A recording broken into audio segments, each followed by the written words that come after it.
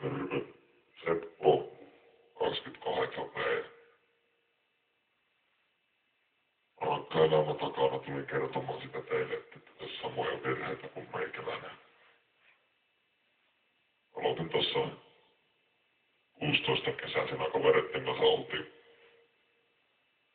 oltiin tuolla kirkon takana mäessä ja juotiin sinä sitten tietysti hyvä meininki oli, niin juotiin muutamat keppanat ja vähän jäykkää siihen päälle ja lievässä humalassa tietysti niin kaveri alkoi ehdottaa, että hei kun mä oon kokeillut tätä pulkkaa. Mä oon vetänyt pulkkaa joskus, niin haluatteko teidätkö kokeilla? Kysyin sitten, että siis mitä oot vetänyt pulkkaa, että en oo niinku ois ikinä harkinnut muistamaan.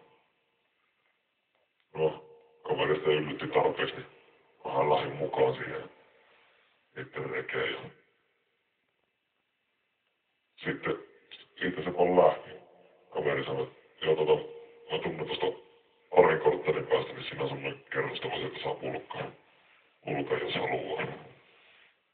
Siellä on saatavilla, mitä aika harvassa, niin sitten se kävi homman meille sitä pulkkaa sieltä ja mä niin ensimmäistä kertaa lähdin sitten vetämään sitä. Se oli siis jotain aivan tajutonta, kun se lähti luistamaan, niin se oli pelkkää alamäkiä se meno sitten.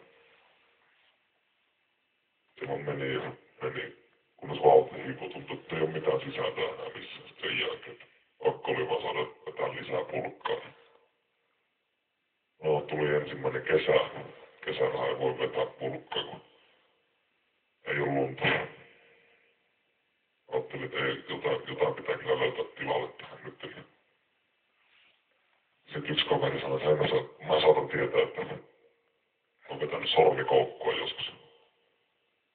No, ei siinä mitään sitten, totta kai vaimon puutteessa, niin lähdin sitä sormikoukkua vetämään. Kaverin kanssa vedettiin sitä sitten. Siihen tuli porukka, meillä oli turnauksia ja vedettiin sitä aivan saatanasti. Siis vedettiin aamusta iltaan, kaveri herätti, että hei sormikoukkua nyt ei. Olen kaverin nurkissa lattialla silmäkoloiset mustana nukkumassa ja sit sitä nousi ylös ja ei kun sormikoukkua vetämään koko päivä meni siihen ja sen jälkeen oli niin huonossa kunnossa, ettei pystynyt enää kirjoittamaan eteen. Perkele.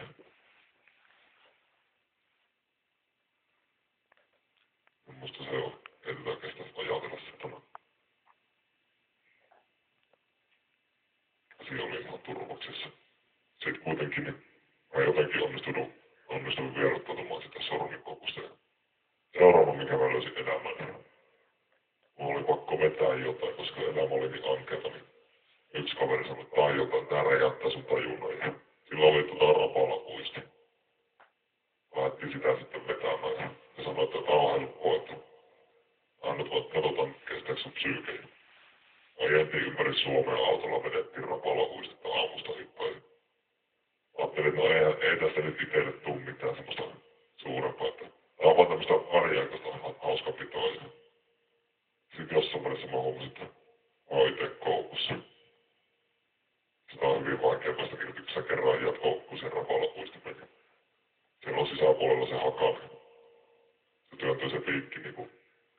Ja sit se hakanen pitää siinä sen koukun. Sä oot ite koukussa. Nyrkkisääntönä silleen, että kerran kun vedät, niin nyt kun satut koukkuun jäämään, niin siinä muuten pysytään. Mä suosittelen, mä toivon, että niin kukaan ei kokeile tätä hommia. Näitä voi kokeilla, jos oikeasti luottaa siihen, että itse ei niitä rupea sitten joka päivä harrastamaan, mutta niistä on vaikea irtautua sitten. Sissithän osaa irtautua mistä vaan, mutta niin.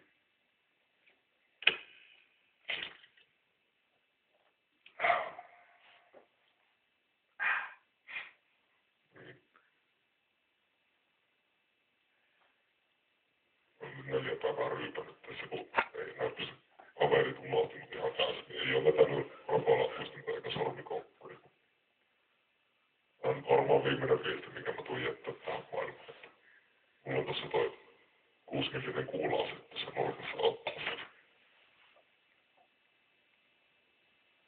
kesäpallomailalle. Niin se varmaan pitää. Ja sitten otan autoja näin tonne ja ajan niin tykkää, että kumipukkeen elämä.